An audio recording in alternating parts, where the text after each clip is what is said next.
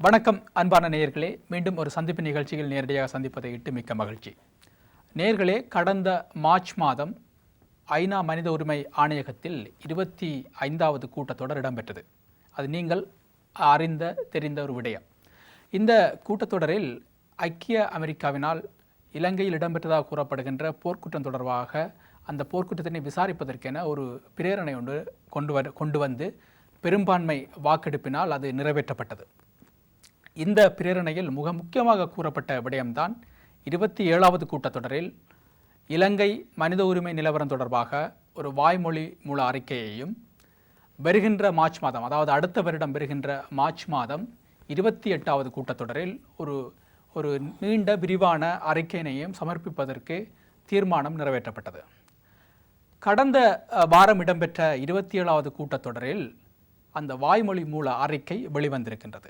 இந்த வாய்மொழி மூல அறிக்கையை பற்றி மிக விரிவாக கலந்துரையாடுவதற்கு யாழ்ப்பாண பல்கலைக்கழகத்தின் சட்டத்துறை விரிவுரையாளர், இங்கு லண்டன் பல்கலைக்கழகத்தில் தனது கலாநிதி பட்டத்தினை மேற்கொண்டு வருகின்றவர், அதைவிட தமிழ் சிவில் சமூக அமைய உறுப்பினர் திரு குமரவடிவேல் குருபரன் அவர்கள் நேரடியாக தீபன் தொலைக்காட்சிக்கு வந்திருக்கின்றார்.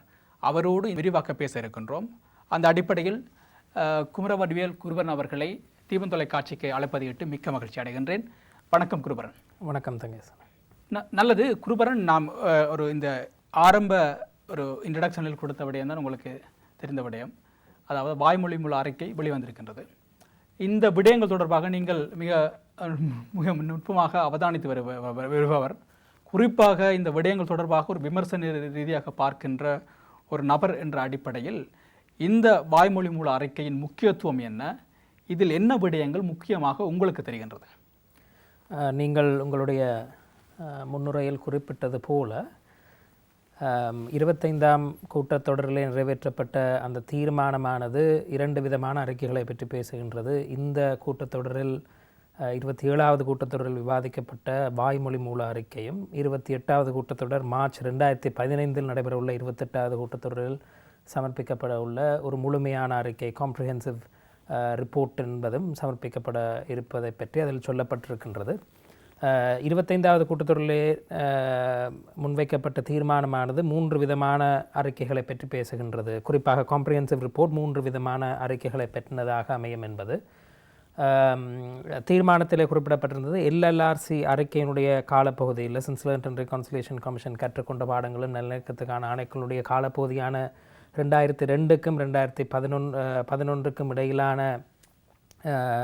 விசாரணையாக அது கருத்தில் கொள்ளப்படும் என்ற அடிப்படையில் office of the high commission of human rights மனித உரிமை ஆணையாளருக்கான அலுவலகம் அந்த விடயத்தை பொருள்கோடல் செய்து அந்த காலப்பகுதியில் இடம்பெற்ற வயலேஷன்ஸ், அத்துமீறல்கள் பற்றின ஒரு அறிக்கை வெளியிடப்பட உள்ளது அந்த 28வது கூட்டத்தொடரிலிருந்து. மற்றது 2வது அறிக்கை தொடர்ந்து இலங்கையில் இந்த காலப்பகுதிக்கு பின்னராக இடம்பெற்று வரக்கூடிய மீறல்களை பற்றின ஒரு அறிக்கை வரப்படுகிறது. 3வதாக ஒரு அறிக்கையும் வருவதாக சொல்லப்படுகின்றது. இந்த விடயங்கள் தொடர்பாக இலங்கைக்கு உட்பட்டு இருக்கக்கூடிய மெக்கானிசம்ஸ், அதனுடைய ஏற்பாடுகள் எவ்வாறாக செயற்பட்டுள்ளன, அந்த அத்துமீறல்கள் தொடர்பாக விசாரணைகள் நடைபெற்றுள்ளவா, அதனுடைய குறைபாடுகள் என்ன, அதனுடைய செயற்பாடுகள் என்ன என்பதனை பற்றி விமர்சிக்கக்கூடிய ஒரு அறிக்கை, அதை பற்றி ஒரு நிலைப்பாட்டை தெரிவிக்கக்கூடிய அறிக்கையும் ஆக 3 அறிக்கைகள் வந்துள்ளன. இந்த ஓரல் அப்டேட் ஒரு அறிக்கையாக இந்த 3 விடயங்களையும் சேர்த்து தாங்கள் எவ்வாறாக விசாரணையை கட்டமைத்துள்ளோம், நீங்கள் குறிப்பிட்டது போல, உங்களுடைய முன்னுரையில் குறிப்பிட்டது போல இந்த விசாரணை அணிக்கு, அந்த இன்வெஸ்டிகேஷன் டீமுக்கு உதவி செய்வதற்காக 3 எக்ஸ்பர்ட்ஸ், நிபுணர்களை நியமித்திருப்பதை பற்றி சொல்லியிருக்கின்றது.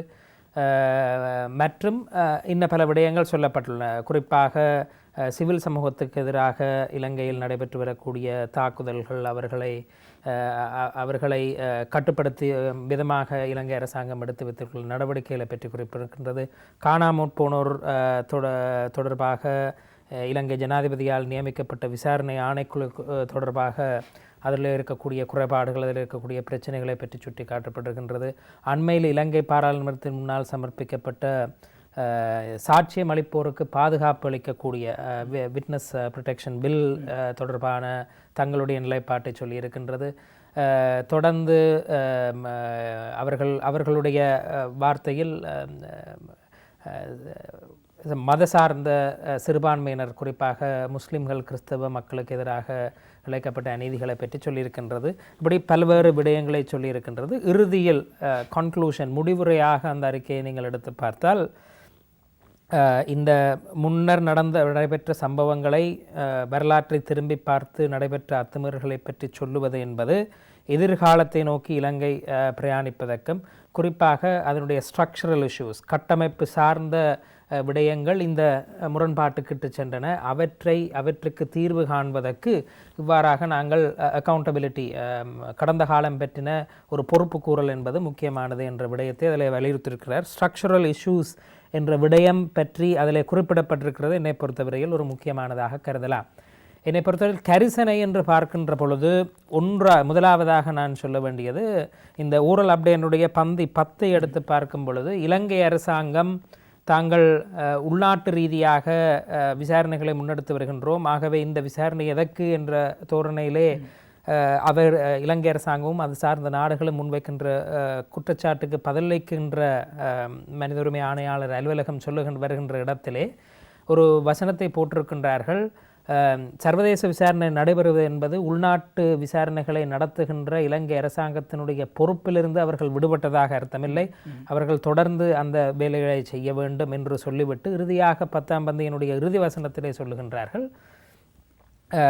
இந்த சர்வதேச விசாரணை, தாங்கள் செய்கின்ற சர்வதேச விசாரணையினுடைய முடிவாக வரக்கூடியவற்றை இலங்கை அரசாங்கம் தன்னுடைய உள்நாட்டு செயல்முறைகள் எப்படி உள்ளிருத்து கொள்ளுகின்றது என்பதனும், அது செய்யப்படுகின்றதா அல்லது அதற்கு மேலதிகமாக நாங்கள் சில விடயங்களை செய்ய வேண்டுமா என்ற ஒரு கேள்வி இருக்கின்றது என்று சொல்லி முடிக்கின்றார்கள். என்னுடைய கேள்வி என்னவென்றால், மார்ச்சிலே அறிக்கை வந்ததன் பின்னராக அந்த அறிக்கையிலே சொல்லப்பட்டிருக்கின்ற ரெக்கமெண்டேஷன்ஸ், முன்வைப்புகள், பரிந்துரைகளை வைத்துக்கொண்டு இலங்கை அரசாங்கத்துக்கு மீள கால அவகாசம் வழங்கக்கூடிய, அதாவது ஒரு செட் ஆஃப் ரெக்கமெண்டேஷன்ஸை நாங்கள் சொல்லியிருக்கின்றோம், சில பரிந்துரைகளை சொல்லியிருக்கின்றோம், அந்த பரிந்துரைகளை நீங்கள் நடைமுறைப்படுத்துவதற்கு ஒரு வாய்ப்பு அளிக்கப்படுமா, அல்லது யுஎன் செக்ரட்டரி ஜெனரல், இதில் நாங்கள் கவனிக்க வேண்டிய ஒரு விடயம் என்னென்றால், ஐக்கிய நாடுகள் சபையினுடைய செயலாளர் நாயகத்தினுடைய 2010 அவர்களுடைய நிபுணர்கள் அறிக்கையில் சொல்லப்பட்டது என்னவென்றால், உள்நாட்டு ரீதியாக விடயங்கள் நடைபெறலாம், ஆனால் சர்வதேச விசாரணையும் பரலலாக நடைபெற வேண்டும் என்று. அப்போ இந்த மார்ச்சில் வரக்கூடிய ரிப்போர்ட்டானது நடைபெற்றிருக்கக்கூடிய அத்துமீறல்கள் சர்வதேச குற்றவியல் நீதிமன்றத்தால், இன்டர்நேஷ்னல் கிரிமினல் கோர்ட்டால் விசாரிக்கப்படுவதற்கான முக்கியத்துவம் வாய்ந்த ஒரு பாரதூரமான குற்றங்கள் என்று அடையாளம் கண்டு அதற்கான செயல்முறையை யுஎன் செக்யூரிட்டி கவுன்சில் ஆரம்பிக்க வேண்டும் என்ற பரிந்துரையை செய்யுமா என்ற கேள்வி இருக்கின்றது. அதுதான் தமிழர்களுடைய எதிர்பார்ப்பாக இருக்கின்றது. ஒன்று, இன்டர்நேஷ்னல் கிரிமினல் கோர்ட் ஊடாக அந்த ஒரு நீதிமன்ற விசாரணை ஒன்று நடைபெற வேண்டும் என்ற பரிந்துரை, அல்லது இந்த இந்த இந்த ஆப்ஷன் பெரிதாக இப்பொழுது சர்வதேச மட்டத்தில் விரும்பப்படுவதில்லை, ஆனால் முன்னர் செய்திருக்கின்றார்கள், ஒரு தனித்து இலங்கைக்கென்ற ஒரு சர்வதேச நீதிமன்றம் ஒன்றை, இன்டர்நேஷ்னல் ட்ரைபியூனல், முன்னைய யூகோஸ்லாவியா, ருவாண்டாக்கு இருந்த மாதிரியாக நியமித்து அந்த வேலைகளை செய்ய வேண்டும் என்ற பரிந்துரை செய்யப்பட வேண்டும் என்பதுதான் தமிழர்களுடைய எதிர்பார்ப்பாக இருக்கின்றது. ஆனால் இந்த 10 சொல்லப்பட்டதுள்ளே வைத்து பார்க்கும் பொழுது எங்கள் மத்தியில் இருக்கக்கூடிய கவலை அல்லது கரிசனை நாங்கள் ஆழ்ந்து பார்க்க வேண்டிய விஷயம். தொடர்ந்து ஜெனீவாவில் தமிழர்களுடைய செயற்பாடுகள், தமிழ் அமைப்புகளுடைய செயற்பாடுகள் கூர்மையடைய வேண்டிய விடயம் என்னவென்றால், மீளவும் இந்த பரிந்துரைகளை நீங்கள் நடைமுறைப்படுத்த வேண்டும் என்று சொல்லி இலங்கை அரசாங்கத்துக்கு மீள கால அவகாசம் வழங்கக்கூடிய ஒரு செயற்பாட்டுக்கு நாங்கள் அனுமதிக்க முடியாது, அதனை நாங்கள் வரவேற்க மாட்டோம் என்பதனை நாங்கள் தெளிவாக சொல்ல வேண்டும். இந்த வாய்மொழி மூறு அறிக்கையில் இன்னொரு கரிசனையாக சொல்லக்கூடியது என்றால், முஸ்லிம்கள் தொடர்ந்து பாதிக்கப்படுவதனை பற்றி சொல்லுகின்றார்கள். குறிப்பாக அலுத்கம நிகழ்ச்சிக்கு பின்னராக கிறிஸ்தவ தேவாலயங்களில் நடைபெறுகின்ற எதிராக சொல்லுகின்றார்கள். ஆனால் தமிழர்களுக்கு தமிழர்கள் என்ற காரணத்தினால், Tamils are being attack for being Tamils, அந்த ஏற்றுக்கொள்ளலானது இதுவரை நாங்கள் ஐக்கிய நாடுகள் சபையினுடைய வெவ்வேறு தீர்மானங்களிலே, ஐக்கிய நாடுகள் சபையினுடைய அறிக்கையிலே நாங்கள் காணாத விஷயம். ஐக்கிய நாடுகள் சபையினுடைய செயலாளர் நாயகத்தின் அறிக்கையை தவிர்த்து அங்கு வன்னியில் நடந்த மீறல்களானவை பெர்சிக்யூஷன் என்று சொன்னார்கள், ஒரு அழிப்பு நடவடிக்கையாக கருதினார்கள். தமிழர்கள் தமிழர்களாக இருந்த காரணத்தினால் விடுதலை புலிகளை அவர்கள் ஆதரிக்கின்றார்கள் என்ற மனநிலையில் வைத்து தமிழர்கள் என்ற காரணத்துக்காக அளிக்கப்பட்டார்கள் என்ற அந்த ஏற்றுக்கொள்ளலை தவிர அதற்கு பின்னர் வந்த எந்த ஐநா செயற்பாடுமே தமிழர்களுக்கு இப்போ உதாரணமாக காணி அபகரிப்பை பற்றி நிறைய சொல்லுகின்றார்கள், அதனை பற்றி குறிப்பில்லை. இன்னொரு விடயம் சொல்ல வேண்டும், பொதுவாகவே சர்வதேச சமூகத்தினுடைய செயற்பாடாக இருக்கலாம், ஐநாவினுடைய செயற்பாடாக இருக்கலாம், வடக்கை நோக்கிய கவனம் நிறைய இருக்கின்றது. வடக்கு மாகாண சபை தேர்தலாக இருக்கலாம், அல்லது வடக்கில் நடைபெறுகின்ற உரிமை மீறல் என்று அவர்கள் பேசுவதாக இருக்கலாம். வடக்கு மாகாணத்தை நோக்கிய கவனம் ஒன்று இருக்கின்றது. ஆனால் கிழக்கு மாகாணத்தில் நடைபெறுகின்ற விடயங்களை பற்றி பேசுவது மிக குறைவாக இருக்கிறது. உதாரணமாக வெளிவடக்கில் நடக்கின்ற நில அபகரிப்பை பற்றி 6381 ஏக்கர் நிலச்சுவகரிப்பு நடைபெறுவதை பற்றி இந்த ஹைகமிஷனோட அறிக்கையிலே குறிப்பு இருக்கின்றது. ஆனால் சம்பூர் பிரச்சனையை பற்றி ஒரு குறிப்பு இல்லை.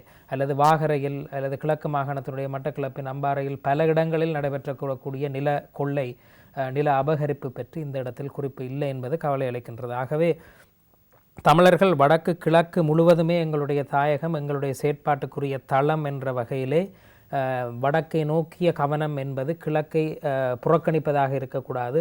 கிழக்கிலும் அதே மாதிரியாக, உதாரணமாக முள்ளிவாய்க்காலில் எவ்வளவுத்துக்கு மீறல்கள் நடைபெற்றனவோ அதே போன்று 2007 வாகரையில் நடைபெற்ற யுத்தத்தில் அந்த மக்களுக்கு தண்ணீர், அவர்களுடைய உணவு போன்றவை நிப்பாட்டப்பட்டுத்தான் அந்த யுத்தம் நடைபெற்றப்பட்டது என்பதுகளுக்கு தெரியும். அதே மாதிரி தான் முள்ளிவாய்க்காலிலும் பின்னர் அந்த பன்னி யுத்தத்திலும் உணவு தட்டுப்பாடு ஒன்று உருவாக்கப்பட்டது என்பதெல்லாம் எங்களுக்கு தெரியும். ஆகவே கிழக்கில் 2007 இந்த 2002 2011 நோக்கி பார்க்கின்றார்கள் என்றால் கிழக்கில் நடந்து கொண்டிருக்கின்ற விடயங்களும் அவதானிக்கப்பட வேண்டும். வடக்கு கிழக்கு எங்களுடைய தாயகம், தமிழருடைய பரப்பு என்ற வகையில் தமிழர்கள் அதை பற்றியும் ஜெனீவாவில் பேசுவது, அந்த விசாரணை அணியோடு தங்களுடைய தொடர்பாடலில் இதனை வலியுறுத்துவது முக்கியமாக இருக்கும் என்று நினைக்கிறேன். நீங்கள் இப்போ ஒரு கூறிய விடயத்தில் மிக முக்கியமாக கேட்க வேண்டிய ஒரு விடயம்தான், அதாவது இப்போ சர்வதேச ரீதியில் ஐநா மனித உரிமை அமைப்புகள் ஊடாக மேற்கொள்ளப்பட்டு வருகின்ற இந்த குற்றவியல் தொடர்பான விசாரணை, இந்த ஆவண தயாரிப்பு, இந்த முன்னெடுப்புகள் நடந்து கொண்டிருக்கின்ற இந்த சூழ்நிலையில் இதே காலகட்டத்தில் இதே முன்னெடுப்போடு இலங்கை அரசாங்கமும் தமது நாட்டுக்குள் ஒரு முன்னெடுப்பினை மேற்கொள்கின்றார்கள். உதாரணமாக சொல்ல போனால் இந்த காணாமல் போனோர் தொடர்பான ஆணைக்குழுவை உருவாக்கி தற்பொழுது அதை விசாரித்து வருகின்றார்கள்.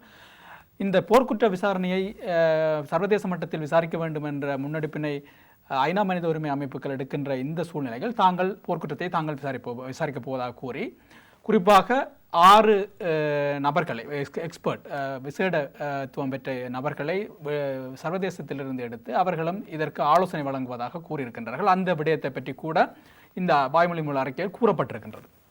உண்மையில் இந்த உள்ளக ரீதியான இந்த முன்னெடுப்பு எவ்வளவு தூரம் இந்த சர்வதேச செயற்பாடுகளை பாதிக்கும், அல்லது இந்த இந்த இந்த முன்னெடுப்பினை வலுப்படுத்தி நீங்கள் செய்யுங்கோ என்று ஒரு இணக்கப்பாட்டுக்கு சர்வதேசம் பெறுமோ என்ற ஒரு ஆதங்கமும் ஒரு ஒரு ஒரு ஒரு வகையான எதிர்பார்ப்பும் தமிழ் மக்கள் மத்தியில் பயம். அவர்கள் இவ்வாறு கூட நடந்து விடலாம், உள்ளக ரீதியிலும் ஒரு விசாரணை நாங்கள் முன்னெடுக்கின்றோம், ஒரு நீதியை கூட நாங்கள் கொடுப்போம் என்று இலங்கை அரசாங்கம் பெருமா இருந்தால் அது தமிழ் மக்களை பாதிக்கும் என்று தமிழ் பிரதிநிதிகள், தமிழ் மக்கள் அல்லது தமிழ் செயற்பாட்டாளர்கள் கூறுகின்றார்கள். இந்த விடயம் தொடர்பாக நீங்கள் என்ன பார்க்கின்றீர்கள்?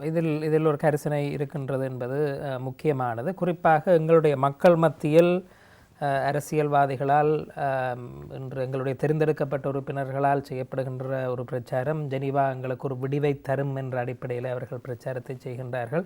தொடர்ந்து மக்கள் மத்தியில் எதிர்பார்ப்புகளை உருவாக்கிவிட்டு, எங்களுக்கு தெரியும் கடந்த காலத்தில் நாங்கள் அந்த எதிர்பார்ப்புகள் கைகூடாததால் திருப்பி தமிழ் சமூகம் ஒரு உளம் சார்ந்த கூட்டு உளவியல் சார்ந்து ஒரு சோர்வடையாமல் இருப்பதற்காக எதனை எதிர்பார்க்கலாம் என்பது தொடர்பாக ஒரு யதார்த்தபூர்வமான ஒரு அணுகுமுறையை எடுத்தல் முக்கியமானது என்று நினைக்கின்றனர். அந்த வகையில் உங்களுக்கு தெரியும், யுஎன் செக்ரட்டரி ஜெனரலுடைய பேனல் ஆஃப் எக்ஸ்பர்ட்ஸ் ரிப்போர்ட் வந்ததன் அடியொற்றி அதே காலப்பகுதியில் அது நடைபெற்றிருக்கக்கூடிய காலப்பகுதியில் LLRC என்ற ஒன்றை உருவாக்கி அந்த அறிக்கையினுடைய பரிந்துரைகள் அல்லது அந்த அறிக்கையினுடைய வருகையால் வந்த விளைவுகளை நியூட்ரலைஸ் பண்ணுவதற்காக, அவற்றை தடுத்து நிறுத்துவதற்காக LLRC என்ற அறிக்கையை கொண்டு வந்து UN secretary general panel of experts என்ற ரிப்போர்ட்டை பற்றின கதையை குறைச்சி இப்போ எல்லாரும் LLRCயை பற்றி கதைக்கிற ஒரு சூழ்நிலையை இலங்கை அரசாங்கம் உருவாக்கினது. இப்போ திருப்பி கமிஷன் ஆஃப் இன்கொயரி டிசப்பியரன்சஸ்ன்னு சொல்லினோம். கமிஷன் ஆஃப் இன்கொயரி டிசப்பியரன்சஸ்ன்னு தொடங்கினது வெறும் டிசப்பியரன்ஸோடு இருக்காது. நாங்கள் அதோட மேண்டேட், அதனுடைய ஆணையை நாங்கள் விஸ்தரிச்சிருக்கிறோம் என்று சொல்லினோம். அதுக்கு நாங்கள் இன்டர்நேஷ்னல் எக்ஸ்பர்ட்ஸை கொண்டு வர போகிறோம்னு சொல்லியிருக்கணும். அதோடு இன்னொரு விடயத்தையும் இலங்கை அண்மையில் சொல்லியிருக்கு, கனவேர் அதை கவனிக்காமல் விட்டுருக்கணும். அந்த ஓரல் அப்டேட் நடைபெற்று அதன் பின்னராக நடைபெற்ற விவாதத்தில் இலங்கை பங்கு பெறுகிறது, இந்தியா பங்கு பெறுகிறது, பலர் பங்கு பெறுகிறார். இலங்கைக்கு அந்த குறிப்பிட்ட நாடு என்றபடியால் பதிலளிக்கின்ற முதலாவது அந்த வாய்ப்பு வழங்கப்படுகின்றது. இலங்கை பதிலளிக்கின்றது. அதன் பின்னர் பல்வேறு நாடுகள் பேசி அரசு சார்பற்ற நிறுவனங்கள் பேசின பிறகு மீள இலங்கை பதிலளிக்கும் போது கூறுகின்றது, இந்த ஒர்க்கிங் குரூப் ஆன் டிசப்பியரன்சஸ் ஒன்று இருக்கின்றது, ஐக்கிய நாடுகள் சபையிலே இயங்கக்கூடிய ஒர்க்கிங் குரூப் ஆன் டிசப்பியரன்சஸ் என்று. அப்போ அதனை நீங்கள் நாட்டுக்குள் அனுமதிக்கவில்லை என்பது ஒரு குற்றச்சாட்டாக, நீங்கள் அதனை கூப்பிடவில்லை என்பது ஒரு குற்றச்சாட்டாக பல தடவைகள் நவநீதம் பிள்ளையார் அம்மையார் கூட சொல்லியிருக்கின்றார். என்ற வகையிலே இந்த கமிஷன் ஆஃப் இன்குவாரி நடத்துகின்ற அதே விசாரணை காலப்பகுதியில் அல்ல அது அறிக்கை சமர்ப்பிக்கின்ற காலப்பகுதியில் நாங்கள் ஒர்க்கிங் குரூப் ஆன் டிசப்பியரன்ஸையும் கூப்பிட போகின்றோம் என்று இலங்கை தெரிவிக்கின்றது. அப்போ இது எல்லாமே ஜெனீவாவில் வரக்கூடிய அறிக்கை, மார்ச்சில் வரக்கூடிய அறிக்கைக்கு அவர்கள் பதிலீடாக செய்யக்கூடியது. குறிப்பாக ஜப்பானும் இந்தியாவும் இப்படியான ஆலோசனைகளை இலங்கைக்கு செய்து வருகின்றது.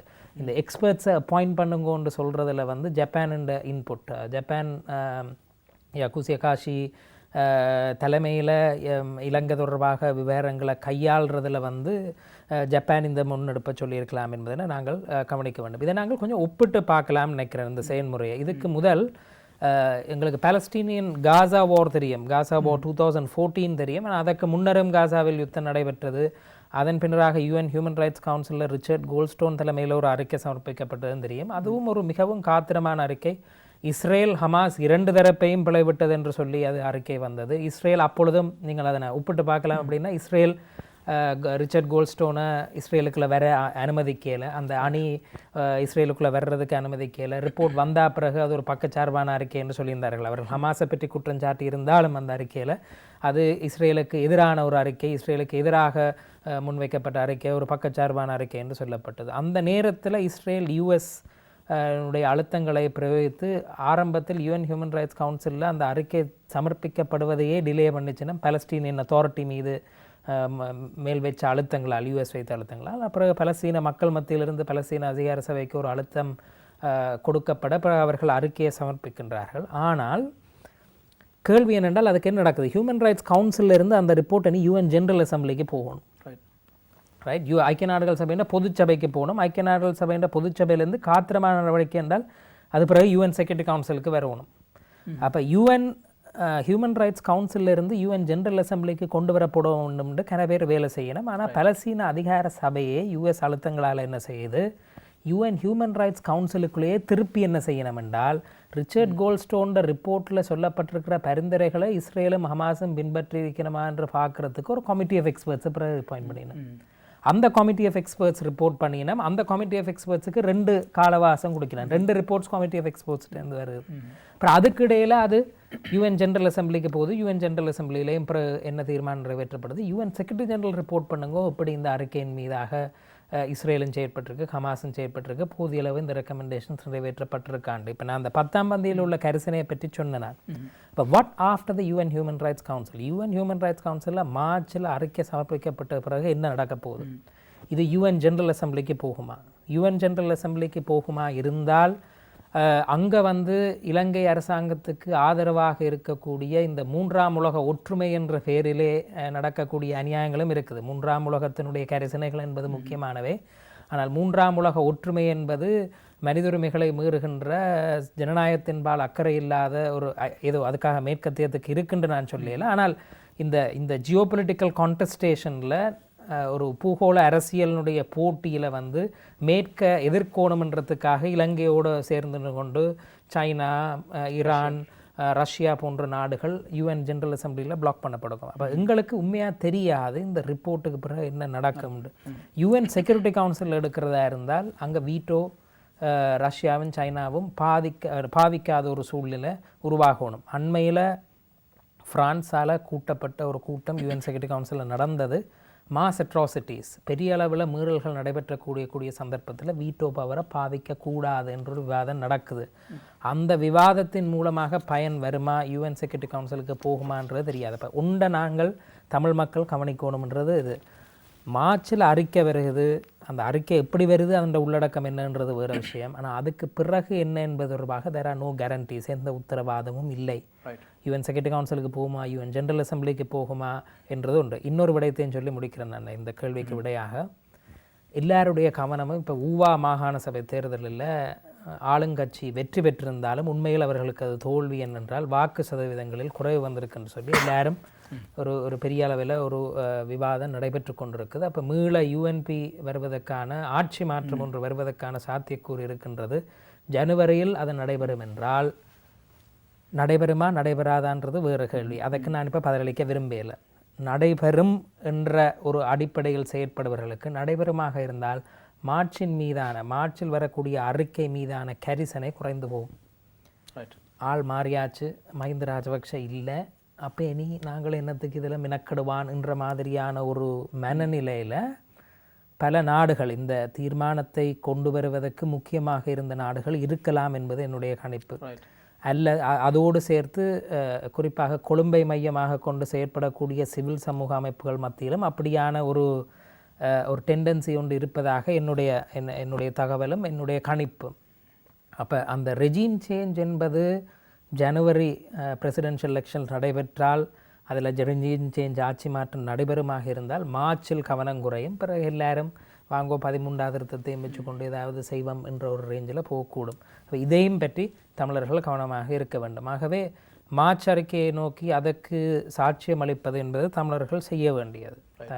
குறிப்பாக தமிழர் அமைப்புகள் முனைப்பாக அந்த அந்த அந்த இன்வெஸ்டிகேஷன் ரிப்போர்ட்டில் எங்களுடைய பக்க நியாயங்கள், எங்களுடைய பக்க சாட்சியங்கள் போய் சேருவதற்கு தேவையான எல்லாத்தையும் செய்யணும். ஆனால் அதுக்கு பிறகு என்னென்பதை பற்றி நாங்கள் இப்போ யோசிக்க தொடங்கணும். அது ஒருமான ஸ்ட்ராட்டஜிக் திங்கிங், அது ஒருமான ஒரு தந்திரோபாய ஒரு அறிவு சார்ந்த ஒரு செயற்பாட்டுக்குள்ள நாங்கள் இப்போவே ஈடுபடணும்ன்றதை நினைக்கிறேன். ஒரு லாங் டேர்ம் ஸ்ட்ராட்டஜிக் விஷன், ஒரு ஸ்ட்ராட்டஜிக் திங்கிங்ன்றது பொதுவாக தமிழ் சமூகத்துக்குள்ளே ஒரு குறைவான விஷயமா இருக்குதுன்ற ஒரு கவலை இருக்குது. அப்போ இந்த மாதிரியான விஷயங்களை கவனத்தில் எடுக்கணும். குறிப்பாக இந்த அறிக்கை வருகின்ற மார்ச் மாதம் இந்த ஒரு கம்ப்ரிஹென்சிவ் ரிப்போர்ட் தயாரித்து விட போயின முடியல. உண்மையில் இந்த அறிக்கையில் குற்றமிழைத்தவர்களது பெயர்கள் இடம்பெற மாட்டாது என்று எதிர்வு கூறப்படுகின்றது. அதாவது விடுதலை புலிகள் ஆனாலும் சரி, அல்லது இலங்கை அரசாங்கத்தை சேர்ந்தவர்களாக இருந்தாலும் சரி, அல்லது இராணுவத்தில் யுத்தத்தில் ஈடுபட்டவர்களில் அதிலே வழிநடத்தினவர்களது பெயர்கள் இந்த கம்ப்ரிஹென்சிவ் ரிப்போர்ட்டில் கூட வரமாட்டுது என்று பல தரப்பினர் எதிர்ப்பு கூறுகின்றார்கள். உண்மையில் இவ்வாறு அவர்களது பெயர்கள் வராவிட்டால் உண்மையில் இது ஒரு வகையில் ஒரு இரண்டு தரப்பினரும் பிழைவிட்டிருக்கிறார்கள் என்ற ஒரு அடிப்படையில் முடிவு வந்துவிடும்.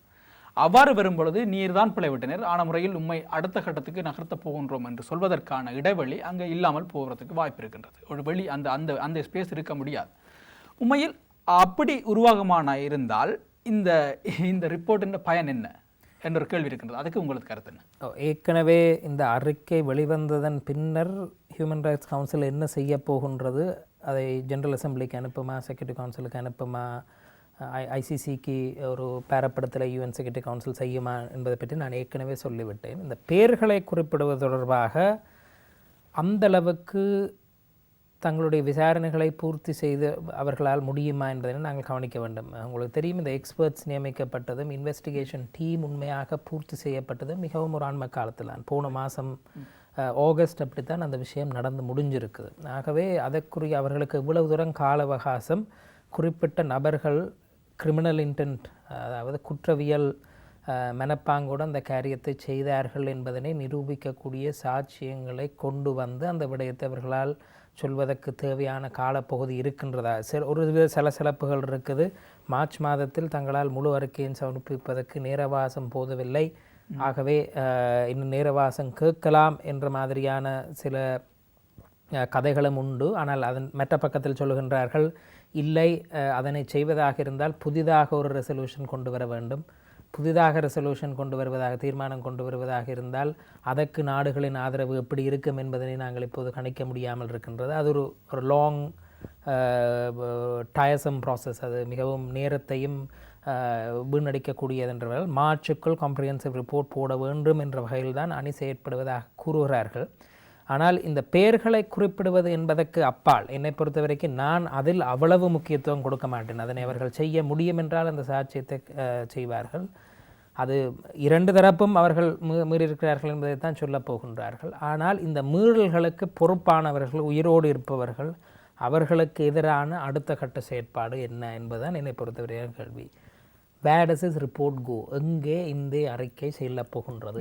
ஹியூமன் ரைட்ஸ் கவுன்சிலே என்ன செய்யும்னு தெரியாது. இப்போ அண்மையில் இந்த ஓரல் ரிப்போர்ட்டில் நடந்த டிபேட்டை வச்சு கொண்டு பார்க்கும் பொழுது இலங்கை அரசாங்கத்துக்கு சார்பாக பேசியவர்கள் தொடர்ந்து சார்பாகத்தான் பேசுகிறார்கள். அலுவலகமாக நடந்திருக்கலாம், அது நடந்திருக்கலாம், இது நடந்திருக்கலாம், ஆனால் தொடர்ந்து சார்பாக பேசுகின்ற ஒரு தன்மை தான் இருக்குது. அப்போ நாளைக்கு ஹியூமன் ரைட்ஸ் கவுன்சிலோட கமிஷன் மார்ச்சில் எப்படி இருக்க போகுது, அடுத்த ஜூலையில் எப்படி இருக்க போகுது, அடுத்த செப்டம்பரில் எப்படி இருக்க போகுது, யூஎஸ்ன்ற தேவை, யூஎஸ் இதில் எவ்வளோ தூரம் இன்னும் கரிசனையை வச்சுருக்க போகுது, இதில் ஜனவரி பிரசிடென்ஷியல் எலெக்ஷன்ஸ் என்ன தாக்கத்தை ஏற்படுது, இப்படி ஒரு மல்டிபிள் ஃபேக்டர்ஸ், ஒரு பல்வேறு காரணிகள், முரண்பட்ட காரணிகள் தாக்கம் செலுத்தும் நினைக்கிறேன். என்னை பொறுத்த வரைக்கான கேள்வி, இந்த அறிக்கை சிறந்த அறிக்கை என்று நாங்கள் கூறக்கூடியதாக இருக்கக்கூடியது ஒரு நீதிமன்றம், சர்வதேச குற்றவியல் செயன்முறை, இன்டர்நேஷ்னல் கிரிமினல் ப்ராசஸ் ஒன்றை தொடங்க வேணும். அதுக்கான முயற்சிகளை யுஎன் மற்ற அங்கங்கள் செய்ய வேண்டும் என்ற அழுத்தத்தை இந்த அறிக்கை செய்யணும். அதுக்கு பிறகு ஜியோ பொலிட்டிக்ஸ், பூகோள அரசியல் தான் தீர்மானிக்கும் இந்த அறிக்கைக்கு என்ன நடக்கும்ன்றதை நாங்கள் இப்போ விளங்கி வைத்திருக்கிறது முக்கியம் நினைக்கிறேன். மிக்க நன்றி நேயர்களே. நாம் இப்பொழுது ஐநா மனித உரிமை ஆணையகத்தினால் கடந்த வாரம் வெளியிடப்பட்டிருக்கின்ற இலங்கை மனித உரிமை நிலவரம் தொடர்பாகவும், அந்த போர்க்குற்றங்கள், அதற்கு பிறகு வந்த விடயங்கள் தொடர்பாகவும் வெளிவந்திருக்கின்ற வாய்மொழி மூல அறிக்கை தொடர்பாக நாம் குமரவடிவேல் குருபரன் அவர்களோடு நேரடியாக கலந்துரையாடி கொண்டிருக்கின்றோம். இந்த சந்திப்பு நிகழ்ச்சியில் இப்பொழுது ஒரு சிறிய இடைவெளி எடுத்துவிட்டு மீண்டும் சந்திப்போம்.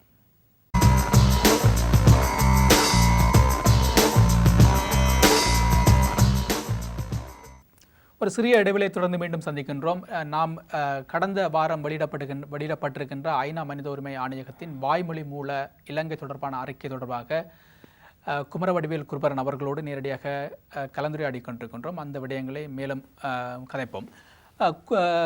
குருபரன், நீங்கள் அந்த ஏற்கனவே நான் ஒரு கேள்வி கேட்டிருந்தேன். அதாவது உள்ளக ரீதியில் உருவாக்கப்படுகின்ற இந்த ஆணைக்குழுக்கள், அது போர்க்குற்ற விசாரணை என்று வெளிப்படையாக கூறப்பட்டாலும் காணாமல் போன ஒரு ஆணைக்குழு உருவாக்கப்பட்டது, எல்எல்ஆர்சி அறிக்கை உருவாக்கப்பட்டது, அது தொடர்ந்து நடைமுறைப்படுத்தி வருகின்றார்கள். அதாவது சர்வதேச ரீதியில் ஒரு விசாரணை நடக்கிறதுக்கு ஒரு பரலா இணையாக உள்ளகத்திலும் இந்த விசாரணையை மேற்கொண்டு வருவது ஒரு கட்டத்தில் ஓகே, உள்ளகத்தில் ஒரு விசாரணை இடம்பெற்று வருகின்றது, நாங்கள் அவர்களுக்கு ஒத்துழைப்போம், அவர் என்ன நடக்கின்ற பார்ப்போம் என்று சர்வதேசமும் ஒரு தொய்ந்து போகின்ற ஒரு மனநிலையை காட்டுமா? அதற்கான சாத்தியக்கூறு இருக்கின்றதா என்பதுக்கு ஒரு உங்களது விளக்கத்தை கொஞ்சம் தெளிவாக சொன்னால் மக்களுக்கு.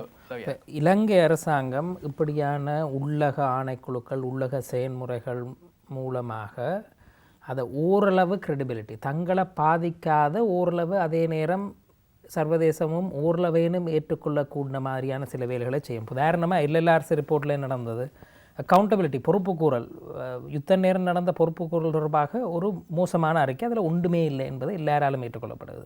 ஆனால் தொடர்ந்து வருகின்ற விடயங்கள் தொடர்பாக டீமிலிட்டரைசேஷன், இராணுவ நீக்கம் செய்யப்பட வேண்டும், உலக ரீதியாக இடம்பெயர்ந்த மக்களுக்கு உதவி செய்யப்பட வேண்டும், இன்னொரு அரசியல் தீர்வு கூட காணப்பட வேண்டும் என்று எல்எல்ஆர்சி அறிக்கை சொல்லுவதன் மூலமாக என்ன செய்யணும் இலங்கை அரசாங்கம்? அந்த அறிக்கையை முழுமையாக நாங்கள் நிராகரிக்க முடியாத அறிக்கையாக மாற்றுகின்றனர். அப்போ இப்போவும் என்ன நடக்க போகுதுன்னு நான் நினைக்கிறேன் என்றால், இந்த காணாமல் போன ஒரு அறிக்கை மூலமாக, அதே நேரம் அதனுடைய எக்ஸ்பர்ட் பேனல் போன்ற விடயங்கள் மூலமாக அதை நிராகரிக்க முடியாத ஒரு ரிப்போர்ட்டாக மாற்றி, அதற்கு ஏற்கனவே தங்களுடைய நாடுகள் ஆதரவளிக்கின்ற நாடுகளுடைய ஆதரவை வாங்கி அதற்கு பலம் சேர்க்க பார்க்கின்றார்கள் நினைக்கின்றேன். இது எவ்வளவு தூரம் அவர்களால் செய்யப்படக்கூடியதுன்றது இந்த ஒரு ஜியோ பொலிட்டிக்கல் கான்ஃபிகரேஷன், ஒரு பூகோள அரசியலில் யுஎன் ஹியூமன் ரைட்ஸ் கவுன்சில் சர்வதேசத்தில் எப்படியான ஒரு நிலைப்பாடுகள் இருக்கின்ற என்பதனை பொறுத்து தான் இருக்கு. இப்போ குறிப்பாக நீங்கள் பார்த்தீர்கள் என்றால், இலங்கையில் குறிப்பாக தமிழர்களது பிரச்சனை என்று வரும்பொழுது இப்போ இது இரண்டு வகையான பிரச்சனை மிக முக்கியமாக பார்க்கப்படுகின்றது. ஒன்று இந்த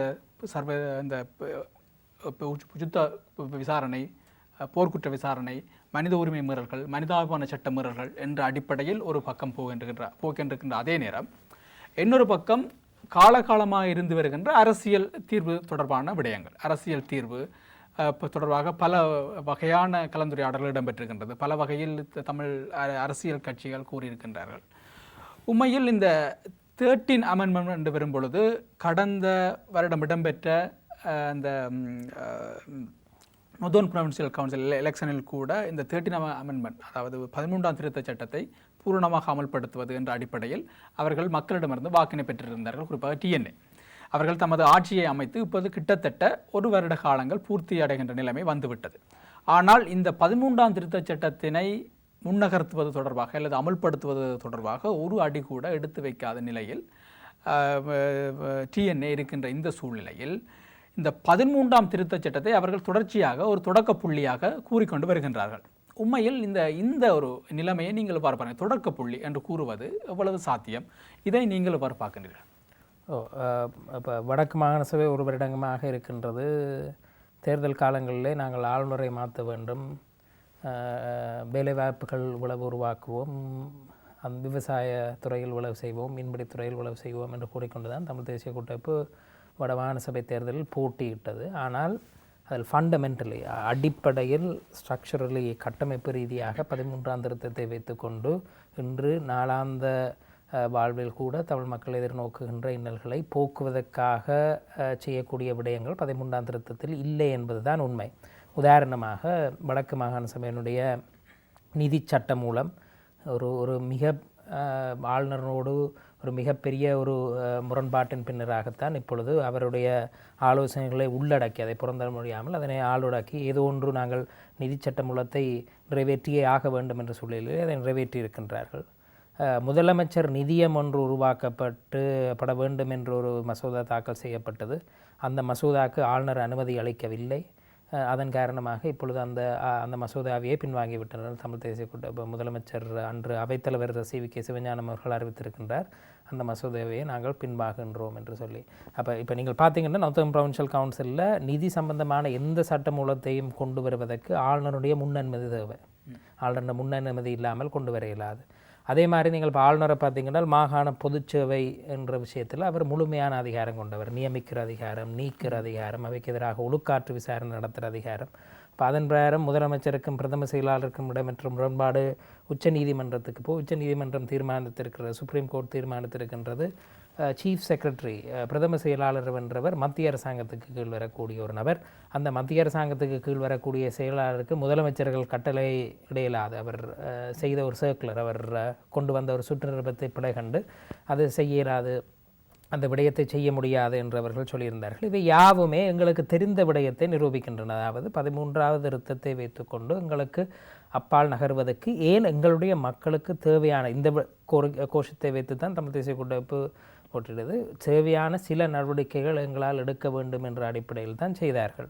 ஆனால் அண்மையில் பார்த்தால் தென்னை பயிற்சியை கிளிநொச்சியில் நடக்கின்றது, அதனை கூட மத்திய அரசாங்கம் செய்கின்றது, எங்களை கேட்கின்றார்கள் என்று சொல்கின்றார்கள்.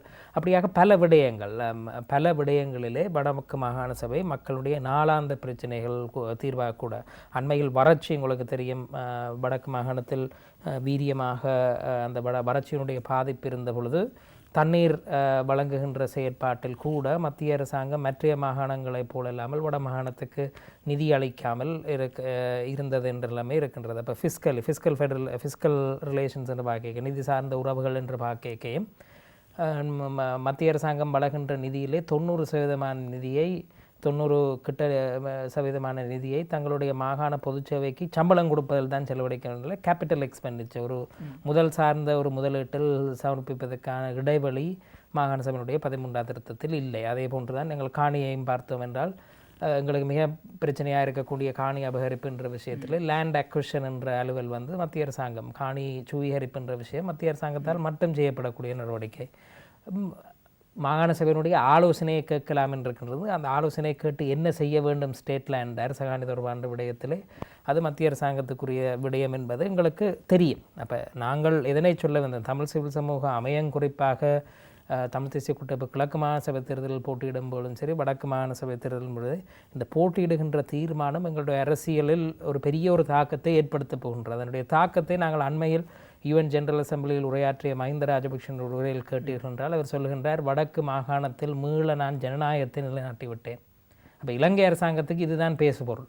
வடக்கு மாகாண சபை தேர்தல் ஒன்றை நடத்திவிட்டோம் என்பதன் மூலம் தாங்கள் ஏதோ ஜனநாயக ரீதியாக செயற்படுவதாகவும் தமிழர்களுக்கு உரிமையை அரசியல் அதிகாரத்தை வழங்கிவிட்டோம் என்ற பொய்யான மாயை ஏற்படுத்துவதற்கு இந்த வடக்கு மாகாண சபை தேர்தலும் அதன் பின்னரான அவர்களுடைய இயங்கையையும் அவர்கள் பாவித்து வருகின்றார்கள். ஆகவே தொடர்ந்து நாங்கள் இதனை ஒரு தொடக்க புள்ளி என்று பேசுவதில் நியாயம் இருக்கின்றா என்ற கேள்வி இருக்க வேண்டும். இப்போ ஸ்டார்டிங் பாயிண்ட்னு சொன்னார், ஆரம்ப புள்ளி என்றால் எங்களுடைய தீர்வினுடைய நோக்கின பயம் இன்றைக்கு அதனுடைய இறுதி கட்டம் என்ன, அந்த இறுதி கட்டத்தை நோக்கினதில் 13ஆம் திருத்தம் எப்படி செயற்படும். 13ஆம் திருத்தம் ஒற்றையாட்சி அமைப்புக்குள் உள்ள இருக்கக்கூடிய இது யூனிட்ரி ஸ்டேட் என்ற விஷயத்துக்குள் இருக்கக்கூடியது. 1987 இந்த திருத்தச் சட்டம் முதலாக கொண்டுவரப்பட்ட பொழுது உயர்நீதிமன்றம் அன்று வழங்கிய தீர்ப்பு ஒற்றையாட்சி என்ற ஏற்பாட்டுக்கு கீழ் நீங்கள் மேக்சிமம் அதிகபட்சம் செய்யக்கூடியது இந்த 13ஆம் திருத்தத்தில் இருக்கக்கூடிய ஏற்பாடுகள் தான், அதுக்கு அப்பால் செல்ல முடியாது என்றதையும் சொல்லுகின்றது. ஆகவே ஸ்டார்டிங் பாயிண்ட் இதுவாக இருந்தால் இந்த 13+ என்ற கதையில் இருக்கக்கூடிய ஒரு ஏமாற்றுத்தனம் உங்களுக்கு அதில் விளங்க வரும். ஏனென்றால் இந்த கான்ஸ்டிடியூஷனுக்கு உட்பட்டு, இந்த ஒற்றையாட்சி அரசியலமைப்பு என்பதற்கு உட்பட்டு இனி அதிகாரங்களை மேலதிகமாக வழங்க முடியாது ஏனென்றால் அது ஒற்றையாட்சி தத்துவத்தை மீறுவதாக இருக்கும். இப்போ ஒற்றையாட்சி அரசியலமைப்பை இலங்கையில் மாற்றுவதாக இருந்தால் வெறுமனே 2/3 பெரும்பான்மை மட்டுமல்ல, பாராளுமன்றத்தில் மக்களிடம் ஒரு ஒப்பங்கோடலில் போய் அதில் 50% மேற்பட்டோர் வாக்களித்தால் தான் வெற்றி என்று. ஒற்றையாட்சி தத்துவம் என்பதனை வெறுமனே SLFP மட்டுமல்ல, UNPயும் நிராகரித்து கொண்டிருக்கின்றது.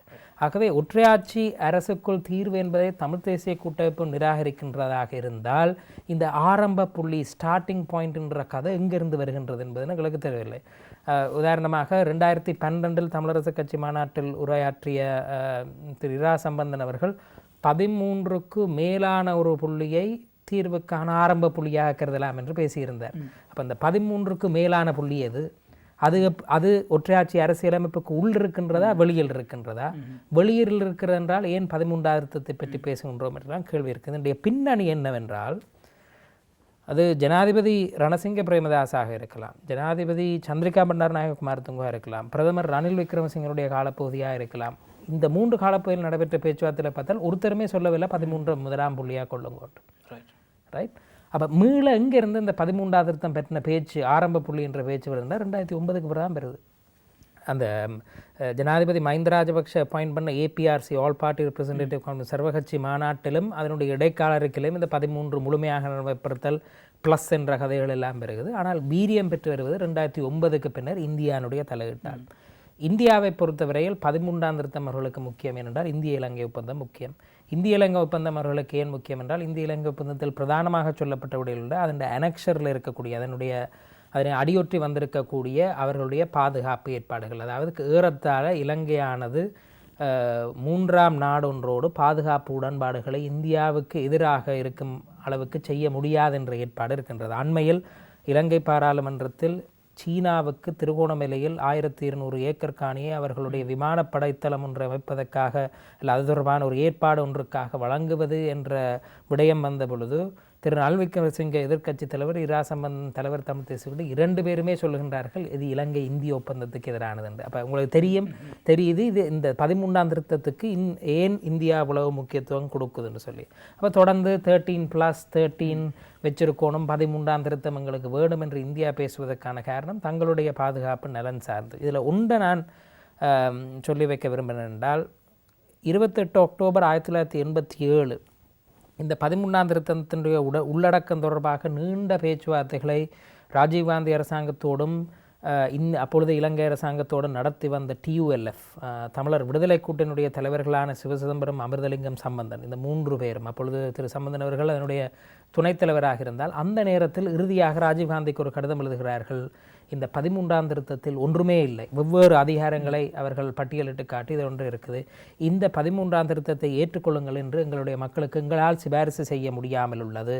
அதை மட்டும் சொல்லவில்லை, அந்த கடிதத்தில் அவர்கள் சொல்லியிருக்கின்றார்கள் இந்திய இலங்கை ஒப்பந்தத்தின் சரத்து 2.15 கீழ் முழுமையாக 3 தரப்புக்கும் இடையில் இந்தியா, இலங்கை, TULF என்ற 3 தரப்புக்கு இடையில் நடைபெற்ற பேச்சுவார்த்தையின் இறுதியாகத்தான் ப்ரொப்போசல்ஸ், இந்த 13th அமெண்ட்மெண்ட் என்று சொல்லப்படுகின்ற ப்ரொப்போசல்ஸ் வந்திருக்கணும். ஆனால் எங்களை முழுமையாக கலந்தாலோசிக்காமல் தான் இது வந்திருக்கின்றது, இந்தியாவையும் கேட்காமல் வந்திருக்கிறது என்பதனை சொல்ல வேண்டும். ஆகவே இந்தியாவுக்கு இன்று சொல்லப்பட வேண்டிய விடயம் என்று நான் கருதுவது என்னென்றால் இந்திய இலங்கை ஒப்பந்தத்தினுடைய சரத்தையே மீறித்தான் 13ஆம் திருத்தம் வருகிறது. 13ஆம் திருத்தம் ஒரு கம்ப்ளீட் ப்ராசஸ். இந்தியன் இன்வால்மெண்ட்டோடு, இந்திய உடன்பாட்டோடு, இந்திய பங்கு பெற்றதோடு நடந்த ஒரு முழுமையான செயல்முறை அல்ல என்ற விடயம் திருப்பி சொல்லப்பட வேண்டும். இது நான் சொன்ன விடயம் இல்லை, சிவசிம்மரம், அமிர்தலிங்கம், திரு சம்பந்தன் அவர்கள் அன்று சொல்ல வேண்டிய விடயம். இந்த விடயத்தை ஏன் தமிழ் தேசிய கூட்டமைப்பு எடுத்துக்கொள்ள முடியாது என்பதுதான் எனக்கு புரியவில்லை. தொடர்ந்து 13+ ஃபுல் இம்ப்ளிமெண்டேஷன் 13th அமெண்ட்மெண்ட்டாக என்னென்று நான் கேட்கின்றேன். மாகாண ஆளுநருக்கு இவ்வளவு அதிகாரங்கள் இருக்கின்றது என்பது 13ஆம் திருத்தத்தை தான் சொல்லப்பட்டிருக்கு. அதை ஃபுல்லி இம்ப்ளிமெண்ட் பண்ணாலும் அதுதான் நிலப்பாடு. காணி அதிகாரங்கள் இல்லை என்பது 13ஆம் திருத்தத்தில் தான் இருக்கிறது. ஃபுல்லி இம்ப்ளிமெண்ட் பண்ணாலும் எங்களுக்கு காணி அதிகாரம் இல்லை தான்.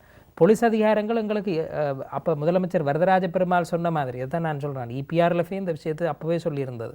முதலமைச்சர் வரதராஜ பெருமாள் வடக்கு கிழக்கு மாகாண சபையில் அன்று உரையாற்றிக்க சொன்னார், இந்த போலீஸ் அதிகாரங்களை வச்சுக்கொண்டு எங்களோட போலீஸ் யூனிஃபார்மை போட்டுட்டு படுத்து உறங்கணும் தானே ஒழிய மற்றபடி அங்கே அதிகாரம் இல்லைன்னு பேசுகிறார். அப்போ இந்த ஃபுல் இம்ப்ளிமெண்டேஷன்ன்றது என்ன இந்த அதிகாரங்களா என்ற கேள்வி இருக்குது. ஆகவே தான் இந்த 13th amendment starting point plus beyond the 13th amendment போய் டெவல்யூஷனை செய்வோம்ன்ற பேச்சில் என்னை பொறுத்த வரைக்கும் ஒரு அடிப்படை இல்லை. நாங்கள் கேட்க வேண்டியது தமிழ் மக்களுடைய தீர்வு தொடர்பாக எங்களுடைய அடிப்படை நிலைப்பாடு இது என்ற ஒரு முன்வைப்பு இருக்க வேண்டும். இந்த நிலைப்பாட்டின் அடிப்படையில் எங்களுக்கு தீர்வு வேண்டும். 13ஆம் திருத்தம் தொடர்பாக அனுபவ ரீதியாகவும் எங்களுக்கு தெரியும். இந்த வடக்கு மாகாண சபையினுடைய ஒரு வருட அனுபவம் சரி, வரதராஜ பெருமானுடைய வடக்கு கிழக்கு மாகாண சபையினுடைய அனுபவம் இருக்கின்றது. நாங்கள் ஆரம்பத்திலே செய்த முன்வைப்பும் இருக்குது. தனியாக விடுதலை புலிகள் மறுத்த விஷயம் மட்டுமல்ல. அப்போவே அமிர்தலிங்கம், சிவசிதம்பரம் மற்றும் சம்பந்தனவர்களாலேயே சொல்லப்பட்ட ஒரு விஷயம் அப்போவே இந்த 13ஆம் திருத்தத்தில் ஒரு அலுவல் என்ற விடயத்தை மிக காத்திரமாக நாங்கள் இந்தியாவுக்கு சொல்ல வேண்டும். இந்தியாவை பயக்க தேவையில்லை. இந்திய இலங்கை ஒப்பந்தத்தினுடைய முக்கியத்துவம் நீங்கள் கருதுறது பாதுகாப்பு கரிசனைகள் வைத்திருக்கிறது நாங்கள் விளங்கிக் கொள்கின்றோம் என்று சொல்லலாம். ஆனால் 13ஆம் திருத்தம் என்பதனை வைத்துக்கொண்டு நாங்கள் எங்களையும் பிரயாணிக்க இயலாது. கடைசி போட்டியிட்ட திட்டம் ஆட்சி அமைத்தம் திருப்பி சம்பந்தனையாக வடக்கு மாகாண சபை தேர்தல் பிரச்சாரத்தின் போது சொன்னது இதுதான். இந்தி இப்படி நான் அதில் என்னுடைய இருசவைகளை கொண்டு கேட்டேன். குறிப்பாக நான் நினைக்கின்றேன் அது உடுபிலில் நடைபெற்ற சுன்னாகம் மருதனார்மடம் சந்தியில் நடந்த ஒரு பிரச்சார கூட்டத்திலே திரு சம்பந்தன் அவர் சொல்கிறார், பிரதமர் மன்மோகன் சிங் எங்களை கேட்டுக்கொண்டார், இந்த இதிலே போட்டியிடுங்கள், வடக்கு மாகாண சபை இயங்குவதற்கான சகல உதவிகளையும் நான் செய்வேன் என்று. என்ன இயங்கி இருக்கிறது, என்ன விளைவுகள் கிடைத்திருக்கின்றது என்பது எங்களுக்கு தெரிகின்றது. கடைசி இந்த அனுபவத்தையாவது சொல்லி இனிமேலும் 13 என்ற பேச்சுகளை வைத்துக்கொண்டு எங்களால் நகர முடியாது என்ற விடயத்தை தமிழ் தேசிய கூட்டமைப்பு இனியாவது அந்த நிலைப்பாடு எடுக்குமா என்ற ஒரு கேள்வியை தான் நான் முன்வைக்கிறேன். குருபரன், இந்த 13ஆம் திருத்தச் சட்டத்தை பற்றி நீங்கள் இவ்வளவு விரிவாக பேசுகின்றமையால் நான் இந்த கேள்வியை உங்களிடம் கேட்பது பொருத்தமாக இருக்கும் என்று நினைக்கின்றேன். அதாவது இந்த 13ஆம் திருத்தச் சட்டத்திலும் சரி அல்லது தமிழக எங்களது ஈழப் போராட்டத்தில் கூட வடக்கு கிழக்கு இணைந்த ஒரு தாயகமாகத்தான் உருவாக வேண்டும் என்று அரசியல் கட்சிகளும் சரி அல்லது ஆயுதம் தாங்கிய விடுதலை போராட்டமும் சரி அதைத்தான் கூறி வந்திருக்கின்றது. உண்மையில் இந்த வடக்கு கிழக்கு இணைந்த தாயகம் என்பது ஒரு அடிப்படை கோரிக்கை. அதில் இருந்து தான் நாங்கள் அடுத்த விடயத்தை கட்டியெழுப்ப முடியும். ஆனால் இலங்கை அரசாங்கம் வடக்கு கிழக்கை இப்பொழுது உச்சநீதிமன்றத்தில் அவர்கள் வழக்கு போட்டு அதனை பிரித்து விட்டார்கள். உண்மையில் இந்த வடக்கு கிழக்கு அடிப்படை என்ற ஒரு தாயகம் பிரிந்த ஒரு சூழ்நிலையில் நாங்கள் எந்த புள்ளியில் நின்று எமது பிரச்சனையை பேசுவது, எந்த புள்ளியில் நின்று எமது பிரச்சனையை கதைப்பது, எவ்வாறான தீர்வு திட்டத்துக்கு போகிறது? இது உண்மையில் வடக்கு கிழக்கு பிரிந்த ஒரு தீர்வு திட்டத்தை தான் போக போகிறோமா அல்லது இணைத்து விட்டு நாங்கள் தீர்வு திட்டத்தை பற்றி கதைக்க போகிறோமா என்ற ஒரு சிக்கலான கேள்வி ஒன்று இருக்கின்றது. இந்த கேள்விக்கு உங்களது பதில் என்ன? இந்திய இலங்கை ஒப்பந்தத்தை எடுத்து பார்க்கின்ற பொழுது வடக்கு கிழக்கு என்பது வரலாற்று ரீதியாக தமிழர்கள் வாழ்ந்த பகுதி, வாழ்ந்து வருகின்ற பகுதி, தமிழ் பேசும் மக்கள் வாழ்ந்த பகுதி என்ற ஒரு ஏற்றுக்கொள்ளல் அதில் இருக்குது. அந்த இந்திய இலங்கை ஒப்பந்தத்தினுடைய சரத்திலேயே இருக்கிறது. ஆங்கிலத்தில் பிளேசஸ் ஆஃப் ஹிஸ்டாரிக்கல் ஹேபிடேஷன் என்ற வார்த்தை இருக்குது இந்திய இலங்கை ஒப்பந்தத்தில். தாயகம் என்று இல்லை, ஹோம்லேண்ட் என்று இல்லாமல் பிளேசஸ் ஆஃப் ஹிஸ்டாரிக்கல் ஹேபிடேஷன் என்ற விஷயம் இருக்குது. அதோட இந்திய இலங்கை ஒப்பந்தத்திலேயே இந்த வடக்கு கிழக்கு இணைப்பு என்பது எவ்வாறு செய்யப்பட வேண்டும் என்ற விடயமும் இருக்குது. குறிப்பாக ஒரு ஒப்பங்கூடல் ஒன்று நடத்தப்பட வேண்டும் என்ற விஷயம் இருக்குது. அந்த ஒப்பங்கூடலை எப்படி நடத்துகிற விஷயமும் அதில் சொல்லப்பட்டிருக்கின்றதை நீங்கள் அவதானிக்கலாம். ஆனால் இந்திய இலங்கை ஒப்பந்தத்தோடு சேர்ந்து வந்த 13th அமெண்ட்மெண்ட் என்ற விஷயத்திலேயே வடக்கு கிழக்கு இணைப்பை பற்றி பேச்சு இல்லை. 13th அமெண்ட்மெண்ட்டுக்குள்ளே இருக்குது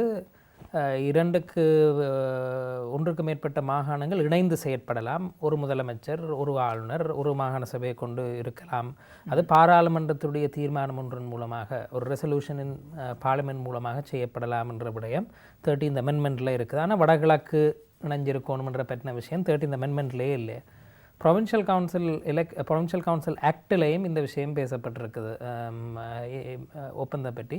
இப்போ அதுக்கு கீழே ஒப்பங்கூடலை செய்யாமலேயே தொடர்ந்து வந்த இலங்கையினுடைய ஜனாதிபதிகள் எமர்ஜென்சி ரெகுலேஷன்ஸ் அவசர கால நிலையை பயன்படுத்தி ஒரு அமெண்ட்மெண்ட்டை ப்ரொவின்ஷியல் கவுன்சில் ஆக்டில் செய்து அதை இணைத்தார்கள். அது பிழையானது என்பது தான் சுப்ரீம் கோர்ட்டின தீர்ப்பு. சுப்ரீம் கோர்ட் செல்லவில்லை வடக்கு கிழக்கு இணையவே முடியாது என்று சொல்லவில்லை, அதனை இணைத்த விதம் பிழை என்று சொல்லி இருக்கின்றார்கள். ஆனால் எங்களுக்கு தெரியும், நாங்கள் ஐக்கிய தேசிய கட்சியினுடைய பாராளுமன்ற உறுப்பினர்களோடும் நாங்கள் அதனுடைய தலைவர் ரணில் விக்ரமசிங்கோடும் தமிழ் சிவில் சமூகம் கதைத்திருக்கிற இந்த இடத்துல எஸ்எல்எஃப்ஆ இருக்கலாம், யூஎன்பிஆ இருக்கலாம், வடக்கு கிழக்கு பற்றி பேச தயாராக இல்லை. அப்போ ஆனால் அந்த நேரத்தில் ரணில் விக்ரமசிங்க தீர்ப்பு வந்த நேரத்தில் சொன்னவர், நீங்கள் ரெசல்யூஷனை கொண்டாருங்க கவர்மெண்ட் பார்லிமெண்ட்டுக்கு, நாங்கள் சேர்ந்து வாக்களிப்போம்னு சொல்லி. அப்போ எங்களோட கேள்வி என்னென்றால், பிரிந்த வடகிழக்கில் கிழக்கு மாகாண சபையில் தமிழ் தேசிய கூட்டமைப்பு போட்டியிடைக்க நாங்கள் கேட்ட கேள்வி என்னென்றால், அப்படியான கிழக்கு மாகாண சபையில் போட்டியிட்டால் வடக்கு கிழக்கு பிரிஞ்சதை நாங்கள் அந்த ஏற்பாட்டை ஏற்றுக்கொள்கின்றோமான்ற கேள்வி எழும்புதுண்டு. இப்போ தமிழ் தேசிய கூட்டமைப்பு தொடர்ந்து வடக்கு கிழக்கு தாயகம், வடக்கு கிழக்கு பிரிந்த வடகிழக்கை ஏற்றுக்கொள்ள மாட்டோம் என்று சொல்லி வந்திருக்கேன். நான் நடைமுறையில் இன்றைக்கு எங்கள்கிட்ட வடக்கையும் கிழக்கையும் பிரித்து, நான் ஏற்கனவே சொன்ன மாதிரி இன்றைய சர்வதேச ஒரு பேச்சும் அதை பற்றின கதையாடலும் கூடுதலாக வடக்கு நோக்கி சுருங்குற ஒரு தன்மை இருக்குது. கிழக்கை பற்றின கரிசனைகள்ன்றதை கிழக்கு தமிழ் தேசிய கூட்டமைப்பு எம்பிஸே சொல்லி கொண்டு வந்திருக்கணும். அப்போ இது அதால் தான் நான் சொல்கிறேன், இந்த 13th அமெண்ட்மெண்ட்டில் நின்று கொண்டு அதனுடைய குறைபாடான ஏற்பாடுகள் உண்டு, அடிப்படையில் ஸ்ட்ரக்சரலி வீக்காக இருக்கக்கூடிய ஒரு ஏற்பாடுகளை வைத்துக்கொண்டு நாங்கள் பேசுவது. திம்பு பேச்சுவார்த்தையில் சொல்லப்பட்ட அடிப்படை கோட்பாடுகள் அதை வச்சுக்கொண்டு நாங்கள் ஒரு முழுமையான ஒரு ஃப்ரேம்வொர்க் ஒன்றை தயாரித்து அதனை அரசியல் தீர்வாக முன்வைத்து பேச வேண்டியது தான் இன்றைய காலகட்டத்தினுடைய தேவை. 13+ பியாண்ட் 13th அமெண்ட்மெண்ட்ன்ற போகிறது குறிப்பாக நீங்கள் சொல்கிற மாதிரி இந்த வடகிழக்கு இணைப்பு என்ற விஷயம் தமிழ் அரசியலுக்கு மிகவும் அடிநாதமாக இருந்திருக்குது, எங்களோட அடிநாதமான கோரிக்கையாக இருந்திருக்குது.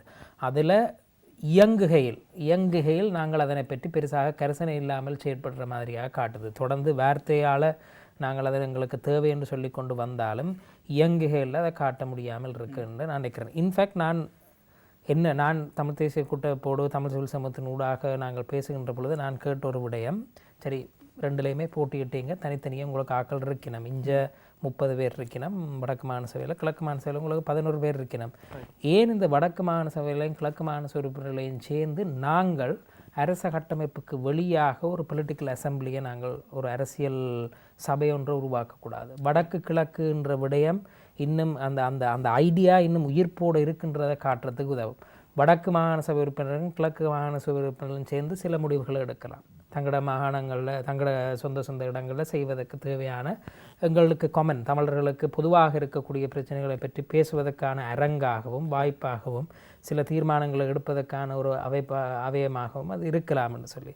இப்போ அதை நோக்கி நகர்வதற்கு போதிய அளவு பொலிட்டிக்கல் கிரியேட்டிவிட்டி, அரசியல் வினைத்திறன் அற்ற வகையில் அல்லது ஆர்வம் இல்லையோ தெரியவில்லை, அதை நான் கடுமையாக அதனை அந்த வார்த்தைகளை போட விரும்பவில்லை, இருக்கிறார்கள். அப்போ இன்று கூட இந்த 41 உறுப்பினர்கள் வடக்கு கிழக்கில் எங்களுக்கு இருக்கிறார்கள்.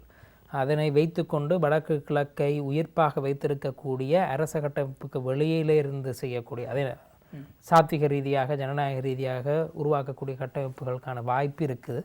அதனை செய்வதற்கான அரசியல் விருப்பு எங்களுடைய தலைமைத்துவத்துக்கு இன்று இல்லை என்பது கவலைக்குரிய. இது தொடர்பாக அண்மையில் நான் கேள்விப்பட்டேன், அதாவது ஒரு தேசிய மட்டத்தில் இந்த தமிழ் அரசியல் கட்சிகளை, முஸ்லீம் அரசியல் கட்சிகளை இணைத்து என்னவோ தெரியவில்லை, ஆனால் தமிழ் அரசியல் கட்சிகளை இணைத்து ஒரு தேசிய மட்டத்தில் ஒரு அமைப்பை உருவாக்கி அதன் ஊடாக சில விடயங்களை நடைமுறைப்படுத்துவது என்பதாக டிஎன்ஏ பேச்சாளர் சுரேஷ் பிரேமச்சந்திரன் அவர்கள் கூட கூறியிருந்தார். அது தொடர்பாக உங்களுக்கு எதுவும் தெரியுமா? ஜனவரி 2013 தமிழ் சிவில் சமூக அமையத்தால் மன்னாரில் ஒரு கூட்டம் ஒன்று நடாத்தப்பட்டது.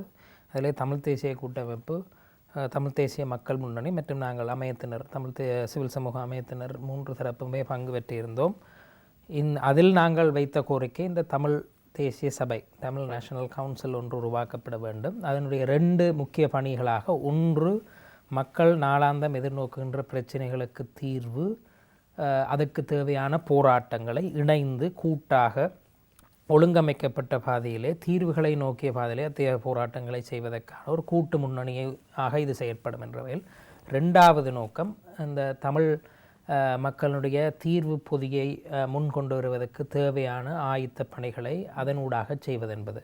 அப்போ இது நாங்கள் முன்வைத்து இந்த ஸ்காட்லாண்டில் இருந்த ஸ்காட்டிஷ் கான்ஸ்டிடியூஷனல் கன்வென்ஷனுடைய ஒரு உதாரணத்தை முன்வைத்து வெறுமனே அரசியல் கட்சிகள் மட்டுமல்லாது சிவில் சமூக குழுக்கள், மக்கள் குடும்பங்கள், மக்களுடைய அமைப்புகளை சேர்த்து, அது தொழிற்சங்கங்களாக இருக்கலாம், மீனவர் அமைப்புகளாக இருக்கலாம், எல்லாவற்றையும் சேர்த்து தமிழ் மக்களுடைய அரசியல் தீர்வுக்கான விருப்பம் என்ன என்பதனை வெளிப்படுத்தி ஒரு ஆவணமாக தயாரிக்கலாம். அதுக்குரிய டெமோக்ராட்டிக் லெஜிட்டிமசி, ஒரு ஜனநாயக ஏற்படுதன்மை, அதனுடைய ஏற்கும் தன்மையும் அதிகமாக இருக்கும். அப்படி ஒரு ஆவணமானது கீழிருந்து மேலாக எழக்கூடிய அந்த ஆவணத்தை வைத்துக்கொண்டு நாங்கள் சர்வதேசத்தை அணுகின்ற பொழுது அவர்கள் அதனை தட்டி நிராகரிக்க முடியாது என்ற அதனுடைய டெமோக்ராட்டிக் லெஜிட்டிமசி காரணமாக, சர்வதேச ஜனநாயக ஏற்படுத்தன்மையாக அதனை நிராகரிக்க முடியாத சூழலை உருவாக்கலாம் என்று சொல்லியிருந்தோம். இப்பொழுது கடந்த தமிழரசு கட்சி மாநாட்டில் தலைவராக தெரிவு செய்யப்பட்ட மாவசி நாகராஜா தன்னுடைய உரையிலும் EPRLF மாநாட்டின் அதுவும் அவர்களுடைய ஆண்டு வருடாந்த மாநாட்டில் அவர்களும் ஒரு தீர்மானமாக நிறைவேற்றியுள்ளார்கள். அண்மையில் தமிழ் தேசிய கூட்டமைப்பினுடைய ஒருங்கிணைப்பு குழு கூட்டம் அப்படியான தமிழ் தேசிய சபையை உருவாக்குவதற்கான முனைப்புகளை தமிழ் தேசிய கூட்டமைப்பு செய்யும் என்று சொல்லியிருக்கின்றது.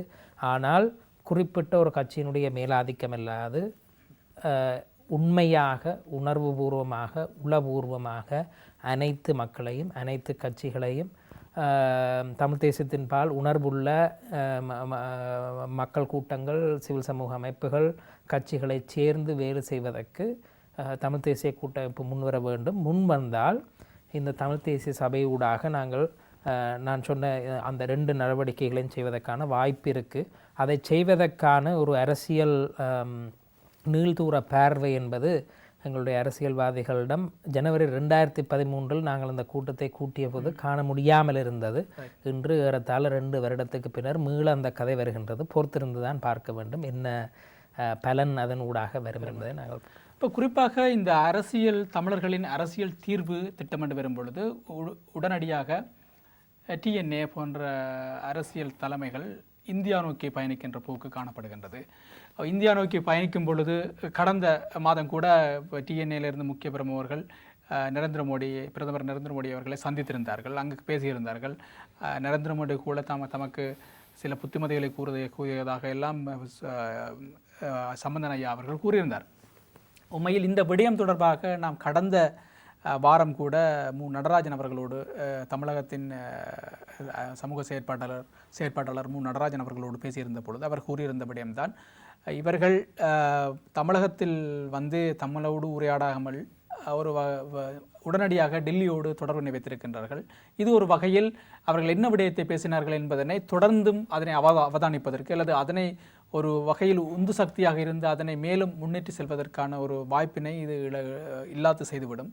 உண்மையில் அவர்கள் எம்மோடு பேசி அங்கு பேசியிருந்தால் அது இன்னும் ஆரோக்கியமாக இருந்திருக்கும் என்று அவர் கூறியிருந்தார். உண்மையில் இந்த போக்கு தமிழ் தேசிய கூட்டமைப்பு டெல்லி தலைமைகளோடு நேரடியாக தொடர்பினை வைத்திருந்து அதனூடாக தமது பிரச்சனையை தீர்க்க முடியும் என்று அணுகுகின்றார்களோ என்று சிந்திக்க தோன்றுகின்றது. உண்மையில் இந்த விடயத்தை நீங்கள் வர பார்க்கின்றீர்கள்?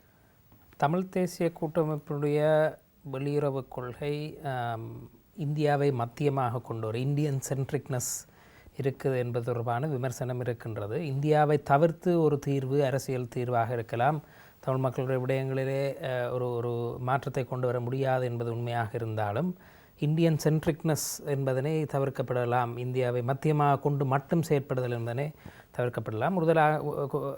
இந்தியாவோடும் தமிழ் தேசிய கூட்டமைப்போடும் நடைபெறுகின்ற பேச்சுவார்த்தைகள் ஒரு விதமான மோனலாக், ஒரு பக்கம் கதைத்தல் என்று சொல்வார்களே இல்லாமல் இருதரப்பும் தங்களுடைய நிலைப்பாடுகளை சொல்லி தமிழ் தேசிய கூட்டமைப்பு தமிழர்களுடைய நலன்களில் எது சரியான நிலைப்பாடோ அந்த நிலைப்பாட்டை முன்வைத்து இணங்க வேண்டும் என்ற ஒரு விடயம் இருக்கின்றது. அது ஒன்று. நீங்கள் கேட்டது தமிழகத்துக்கும் புதுடில்லிக்கும் TNAக்கும் இடையிலான உறவு தொடர்பாக பார்க்கும் பொழுது தமிழ் தேசிய கூட்டமைப்பை பொறுத்தவரையில் நாங்கள் புதுடில்லியோடு நேரடியாக ஊடாட்டம் வைத்திருப்போம். புதுடில்லியில் பேசியவற்றை தமிழகத்துக்கு அறிவிப்போம், சொல்லுவோம், அதை வைத்துக்கொண்டு அவர் தமிழகத்தோடு பேசுவோம் என்ற நிலைப்பாட்டில் இருக்கின்றார்கள். தமிழகத்தினூடாக புதுடில்லியை நெருங்குதல், புதுடில்லியோடு அணுகுதல் என்பதனை அவர்கள் ஏற்றுக்கொள்வதாக இல்லை. இப்போ ஒன்றை நாங்கள் விளங்கிக் கொள்ள வேண்டும், தமிழக அரசியலில் பல்வேறு தளம்பல்கள் பல்வேறு அவர்களுடைய நிலைப்பாடு தொடர்பாக கேள்விகள் இருக்கலாம். ஆனால் இன்று இந்தியாவினுடைய நிலைப்பாட்டை பொறுத்தவரையில் அதில் ஒரு மாற்றத்தை கொண்டு வருவது என்பது தமிழக அரசியல் ஊடாக மாற்றம்தான் சாத்தியம் என்பதும் நான் அண்மையில் பல்வேறு இடங்களில் சொல்லி வருவது போல இன்று தமிழர்களுடைய அரசியலில் அது திமுகவாக இருக்கலாம், அதிமுகவாக இருக்கலாம், ஒரு நிலைப்பாட்டை எடுப்பது என்பது ஈழத்தமிழர்கள் சார்பான ஒரு நிலைப்பாட்டை தான் எடுக்க வேண்டும் என்பது ஈழத்தமிழர்கள் தொடர்பாக இயங்குகின்ற சமூக சக்திகள் தமிழகத்தில் அவர்களை ஒரு புள்ளியில் இணங்க வைக்கக்கூடிய ஒரு இடத்துக்கு எண்ணத்தை முன்வைக்கின்றார்கள் என்ற அடிப்படையில் அது டெசோ தீர்மானங்களை நீங்கள் எடுத்து பார்க்கலாம். தமிழக சட்டப்பேரவையில் ஜெயலலிதா உருவாக்கிய தீர்மானங்களாக இருக்கலாம். அந்த ஒருமித்த புள்ளி தமிழகத்தினுடைய இளைஞர்கள், மாணவர்கள், அந்த சமூக சக்திகள் உருவாக்கின ஒரு மைய புள்ளியில் வந்திருக்கக்கூடிய சூழலிலே தமிழகத்தின் ஊடாக புதுடில்லியில் ஒரு மாற்றத்தை ஏற்படுத்துவதற்கு துணை செய்கின்ற அரசியலை தமிழ் தேசிய கூட்டமைப்பு செய்ய வேண்டும் என்பதுதான் என்னுடைய நிலைப்பாடு. கடந்த நரேந்திர மோடியான சந்திப்பில் நரேந்திர மோடியை சந்தித்து விட்டு பின்னர் தமிழகத்துக்கு வந்து அந்த சந்திப்பில் என்ன நடந்தது என்பதனை பற்றி அறிவிக்கின்ற ஒரு ஒரு ஒரு அணுகுமுறையை தமிழ் தேசிய கூட்டமைப்பு பின்பற்றியிருந்தார்களே தமிழக தலைவர்களை சந்தித்து அவர்களோடு பேசி அவர்களோடு கலந்துரையாடலின் விளைவாக நரேந்திர மோடியை அணுகுதல் என்பது இருக்கவில்லை. ஜெயலலிதா முதலமைச்சராக இருந்த காலப்பகுதியிலே அவரை சந்திக்கின்ற ஒரு முயற்சியை கூட தமிழ் தேசிய கூட்டமைப்பு எடுத்ததா, ஒரு சீரியஸாக எடுத்ததா என்ற ஒரு கேள்வி உண்டு. தமிழகத்தில் தமிழீழம் தொடர்பான கோரிக்கை ஒன்று வருகின்றது என்பது உண்டு. இலங்கையில் இருந்து கொண்டு அந்த கோரிக்கையை வைப்பதோ அல்ல அந்த கோரிக்கைக்கு சார்பான என்று காட்டிக்கொள்வதிலோ சட்ட சிக்கல்களும் அது தொடர்பான குற்றவியல் சிக்கல்களும் இருக்கின்றன என்பதனை நாங்கள் ஒப்புக்கொள்ளலாம். ஆனால் அதுக்காக தமிழகத்தினோடு முழுமையாக புறந்தள்ளி செயற்படுவது என்பது ஒரு அறிவியல் பூர்வமான செயற்பாடாக தெரியவில்லை. தமிழக அரசியலை நாங்கள் எங்களுடைய துணை அரசியலாக, எங்களுடைய சகோதரத்துவ அரசியலாக கருதி அதனை வைத்து கொண்டு நாங்கள் புதுடில்லியை அணுகுவதுதான் பொருத்தமாக இருக்கும். இந்த அணுகுமுறையில் மாற்றம் பெறுவதற்கு பொதுவாக தமிழ் தலைமைகள் மத்தியிலே இந்தியா தொடர்பாக இருக்கக்கூடிய ஒரு ஒரு ஒரு அந்த மேலாண்மையை ஏற்றுக்கொள்கின்ற அந்த மனப்பாங்கிலே மாற்றம் வர வேண்டும். அந்த மாற்றம் வந்தால் ஒழிய ஈக்குவல் பார்ட்னர்ஸ், நாங்களும் எங்களுடைய தரப்பை தெரிவிப்போம், அதன் அடிப்படையில் பேசுவோம் என்று மாற்றம் வந்தால் ஒழிய இதில் மாற்றம் வராதுன்னு நினைக்கின்றேன். ரைட், நாம் இறுதி இந்த நிகழ்ச்சியை முடிக்கின்ற இறுதி நேரத்துக்கு வந்துவிட்டோம். உண்மையில் இந்த ஆரம்பத்தில் நாம் பேசப்பட்டபடியாக தான் இந்த வாய்மொழி மூலமான அறிக்கை வெளியிடப்பட்டது. ஐநா மனித உரிமை ஆணையகத்தின் கீழ் உருவாக்கப்பட்ட இந்த விசாரணை குழுவினால் மேற்கொள்ளப்பட்டு வருகின்ற இப்போது இலங்கையில் இறுதிக்கட்டத்தில் இடம்பெற்றதாக கூறப்படுகின்ற போர்க்குற்றம் தொடர்பான விசாரணை என்பது பற்றி நாங்கள் ஓரளவு விரிவாக பேசியிருந்தோம். உண்மையில் இந்த இந்த இந்த ஓரல் அறிக்கைகள் கூட, இந்த வாய்மொழி மூல அறிக்கைகள் கூட குறிப்பாக தனிப்பட்ட நபர்களின் மனித உரிமை மீறல்கள் குறிப்பாக சுட்டிக்காட்டப்பட்டுள்ளது. குறிப்பாக சொல்லப்பட வேண்டும் என்று சொன்னால் பத்திரிகையாளர்கள் மீது மேற்கொள்ளப்பட்ட தடை, அவர்களை தடுத்து வைத்த விடயங்கள் சம்பந்தமாக, ஜெயக்குமாரியின் விடயங்கள் தொடர்பாக கூறப்பட்டிருக்கின்றது. ரிலீஜியஸ் மைனாரிட்டிஸ் என்று சொல்லி கூறப்பட்டாலும் குறிப்பிட்ட சம்பவங்கள் குறிப்பிடப்பட்டிருக்கின்றது. இவ்வாறு அந்த அந்த இந்த அறிக்கையில் குறிப்பிட்ட நபர்களின் மனித உரிமை மீறல் என்ற அடிப்படையில் கூறப்பட்டிருக்கின்றது. ஆனால் தமிழர் தரப்பை பொறுத்தவரையில் இனப்படுகொலை என்பதனை ஆணித்தரமாக முன்னிறுத்தி அதனூடாக ஒரு விசாரணை நடக்க வேண்டும், அதனை விசாரிக்க வேண்டும் என்று கோரிக்கைகள் முன்வைக்கப்பட்டு வருகின்றன. உண்மையில் அது தொடர்பாக ஏற்கனவே பல விடயங்களில் பலர் பேசியிருக்கிறார்கள், நீங்கள் கூட அதை பேசியிருக்கின்றீர்கள். உண்மையில் இந்த ஒரு நிலையில் இனப்படுகொலையை பற்றி பேச வேண்டுமா என்ற ஒரு கேள்வி எழும்புகின்றது. அது தொடர்பாக உங்களது கருத்து என்ன? தமிழ் தேசிய கூட்டமைப்பு வடமாகாண சபையில் இது தொடர்பாக தீர்மானம் ஒன்றை நிறைவேற்றுவது பொருத்தமாக இருக்குமா என்பது தொடர்பாக விவாதம் ஒன்றை நாங்கள் அண்மை காலத்தில் கண்டிருந்தோம். அதில் தமிழ் தேசிய கூட்டமைப்பு எடுத்திருக்கக்கூடிய நிலைப்பாடு இனப்படுகொலைக்கான விசாரணையை முன்வைப்பது அல்ல அதனை பற்றி பேசுவதானது ஜெனிவாவில் நடப்பதை குழப்பம் என்ற ஒரு முடிவில் இருக்கின்றார்கள். இதில் 2 விடயங்களை மட்டும் நான் சுருக்கமாக தெரிவிக்க விரும்புகிறேன். ஒன்று, தமிழர்களுடைய கூட்டு அனுபவம், கலெக்டிவ் எக்ஸ்பீரியன்ஸ், கூட்டு அனுபவம் தங்களுக்கு கடந்த இறுதிக்கால யுத்தத்தில் மட்டுமல்ல, கடந்த 30-40 வருடங்களாக, ஏன் இலங்கை சுதந்திரமடைந்த 1948க்கு பின்னர் தொடர்ந்து நடைபெறுகிற நடவடிக்கைகள் தமது இருப்பை இல்லாமல் செய்கின்ற ஒரு இனப்படுகொலை நடவடிக்கை, ஒரு ஸ்ட்ரக்சரல் ஜெனசைட் என்று சொல்லி அவர்களுடைய ஒரு கூட்டு அனுபவமாக இருக்கின்றது. அந்த கூட்டு அனுபவத்தை நாங்கள் வெளிப்படுத்த வேண்டும். அதை வெளிப்படுத்துகின்ற பொறுப்பு எங்களை பிரதிநிதித்துவம் செய்கின்ற பிரதிநிதிகளுக்கு உண்டு என்பதனை தெரிவிக்க வேண்டும். ஒன்று. ரெண்டாவது, சட்ட ரீதியாக சிக்கல் இருக்கிறதா, ஜெனசைட் பற்றி லீகலாக பேசலாமா என்று கேட்கிறார்கள். நீங்கள் இன்டர்நேஷ்னல் கிரிமினல் கோர்ட்டுன்ற ஸ்டாட்யூட், ரோம் ஸ்டாட்யூட் எடுத்து பார்த்தீங்கன்னா, அதனை உருவாக்குகின்ற ரோம் சட்டத்தை எடுத்து பார்த்தீங்கன்னா, ஆர்டிகிள் 6 ஜெனசைடை பற்றி கதைக்குது, இனப்படுகொலை பற்றி. ஆர்டிகிள் 7 கிரைம்ஸ் அகெயின்ஸ்ட் ஹியூமனிட்டி, மனித குலத்துக்கு எதிரான குற்றங்களை பற்றியும், ஆர்டிகிள் 8 வார் கிரைம்ஸ், போர் குற்றங்களை பற்றியும் பேசுகின்றது. இப்போ லீகலாக பேசுகிறதுல சிக்கல் இருந்தால், லீகலாக ஜெனசைடுன்றதை ப்ரூவ் பண்ணுறது கஷ்டம்னு தெரியும். ஆனால் எதுவுமே இன்னும் ப்ரூவ் பண்ணப்படே இல்லை சட்ட ரீதியாக. ரைட். இப்போ வார் கிரைம்ஸ், கிரைம்ஸ் அகெயின்ஸ்ட் ஹியூமனிட்டி என்றால் ஒரு முழுமையான விசாரணையை நாங்கள் கோருகின்றோம். முழுமையான விசாரணையை கோருவதென்றால் விடுதலை புலிகளுக்கு எதிரான குற்றமும் விசாரிக்கப்பட வேண்டும் என்று சொல்லுகின்றார்கள். சரி, அது அப்படி என்றால் முழுமையான விசாரணையானது எல்லா குற்றங்களையும் விசாரிக்கத்தானே வேணும். ஆர்டிகிள் 6 கிரைமையும் விசாரிக்கணும் ஜெனசைடு, ஆர்டிகிள் 7 கிரைம்ஸையும் விசாரிக்கணும், ஆர்டிகிள் 8 கிரைம்ஸையும் விசாரிக்கணும். இப்போ தமிழர்களுடைய கோரிக்கை இந்த நேரத்தில் என்ன? எங்களுடைய அனுபவத்தில் நடந்தது இனப்படுகொலையாக நாங்கள் உணர்கின்றோம். விசாரணையானது இடப்படுகொலை குற்றத்தை மீறினமைக்கான சம்பவங்களும் இருந்ததா என்பதனை பற்றின விசாரணையும் தேவை என்பதனை வலியுறுத்த வேண்டும். We ask for a holistic investigation. ஒரு முழுமையான விசாரணை கேட்கின்றோம். அந்த முழுமையான விசாரணையில் இனப்படுகொலைக்கான விசாரணையும் இருக்க வேண்டும் என்பதனை தமிழர்கள் நிச்சயமாக வலியுறுத்தலாம். அதில் எந்த சட்ட சிக்கலும் இருப்பதாக எனக்கு தெரியவில்லை. We are only asking for, நாங்கள் கேட்பதெல்லாம் எங்களுடைய அனுபவத்தில் அது இனப்படுகொலையையும் விசாரியுங்கள். எப்படி போர்க்குற்றங்களையும் மனித குலத்துக்கு எதிரான கொடூரங்களையும் விசாரிக்கின்றீர்களோ, அந்த 2 கேட்டகரி கிரைம்ஸையும் விசாரிக்கிறீர்களோ, அதை போல இனப்படுகொலையும் விசாரியுங்கள். இதில் என்ன சிக்கல் இருக்கின்றது என்பதனை விளங்கவில்லை. இதுக்கு உண்மையான காரணம் இனப்படுகொலை என்பதனை பற்றி பேசக்கூடாது என்று நினைக்கின்ற தரப்பு ஒன்று, இனப்படுகொலை ஒன்று நடந்திருந்தால் இனப்படுகொலையை தடுக்க ஏன் சர்வதேச நாடுகள் செயற்பாடுகளை எடுக்கவில்லை என்ற கேள்வியும் சேர்ந்து வரும். ரெண்டாவது பெரிய கேள்வி, இனப்படுகொலையொன்று உண்மையாக நடந்திருக்கின்றது என்ற விடயத்தை நாங்கள் வெளிப்படுத்துகின்றோம் என்றால், இனப்படுகொலை நடந்த ஒரு சூழலிலே அங்கு அந்த சமூகங்கள், இனப்படுகொலையில் பங்கெடுத்த அந்த செயற்பாடு நடைபெற்றதில் பங்கெடுத்த சமூகத்தோடு தொடர்ந்து நாங்கள் மீளிணக்கம் படுத்தி வாழலாமா, அப்படியான எதிர்காலம் என்ன என்பது தொடர்பான கேள்விகளிலும் ஆதிக்கம் செலுத்தும். அந்த கேள்விகளை எழுப்ப விரும்பாதவர்கள், அந்த கேள்விக்குள் போக விரும்பாதவர்கள் இனப்படுகொலை என்ற விசாரணையை கேட்க வேண்டும் என்று கூட சொல்ல தயாராக இல்லை என்பதுதான் என்னுடைய கணிப்பு. மிக்க நன்றி குருபரன் அவர்களே. நேரடியாக தீபம் தொலைக்காட்சிக்கு வந்து கடந்த வாரம் வெளியிடப்பட்ட ஐநா மனித உரிமையின் ஓரல் அறிக்கை, அதாவது வாய்மொழி மூல அறிக்கை தொடர்பாக நாங்கள் பேசியிருந்தோம். அதை தவிர தமிழ் தேசிய கூட்டமைப்பின் இந்த 13ஆம் திருத்தச் சட்டத்தின் முன்னெடுப்பு தொடர்பாகவும், தமிழ் அரசியல் பிரச்சினைக்கான தீர்வு திட்டம் தொடர்பாகவும், அதை விட பல்வேறு விடயங்கள் தொடர்பாகவும் விரிவாக குமரவடிவேல் குருபரன் அவர்களோடு நாம் பேசியிருந்தோம். நேரடியாக தீபம் தொலைக்காட்சிக்கு வந்து தனது கருத்தினை கூறிய குமரவடிவேல் குருபரன் அவர்களுக்கு தீபம் தொலைக்காட்சி சார்பாக எமது நன்றியினை தெரிவித்துக் கொள்கின்றோம். நன்றி குருபரன். வணக்கம். நன்றி. இத்துடன் எமது சந்திப்பு நிகழ்ச்சியை முடிவுக்கு கொண்டிருக்கின்றோம். மீண்டும் ஒரு சந்திப்பு நிகழ்ச்சியில் சந்திப்போம். அதுவரை நன்றி, வணக்கம்.